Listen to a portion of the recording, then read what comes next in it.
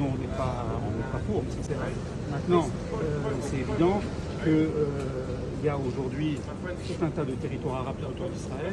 Donc Israël a été exilé pendant 2000 ans. Israël est là, tous les rois d'Israël sont succédés sur cette terre. Donc il faut comprendre que cette terre appartient au peuple juif. Et sur la superficie du globe, une petite terre aussi petite qu'Israël ne devrait pas poser de problème à toutes les nations. Les gens de Palestine, il y a tellement de pays, la Jordanie par exemple, qui a été inventée de toutes pièces, c'est bien accueillir des Palestiniens. Maintenant, ils n'en veulent pas pour diverses raisons. Il y a beaucoup de pays, en Égypte, etc. Donc après, c'est des problèmes plus politiques. Nous, au jour d'aujourd'hui, on essaye de dire, voilà, c'est vrai que c'est pas parce que pendant 2000 ans, on nous a chassés de notre pays que c'est pas notre pays. Donc vous dites jamais de la vie. C'est pas un nationalisme comme il y avait à l'époque en Allemagne, etc. Non, c'est un nationalisme qui l'exclut. C'est un nationalisme qui est là pour être une lumière pour toutes les nations.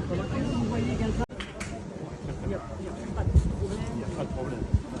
Mais on voit que depuis le 7 octobre, on a des gens qui sont dans la rue pour dire non à la guerre, on a des gens qui veulent un État palestinien, qui ne veulent pas. Cette guerre, finalement, n'a pas fracturé encore plus cette société. Non, pas du tout. Justement, au contraire, la guerre a amené une unité.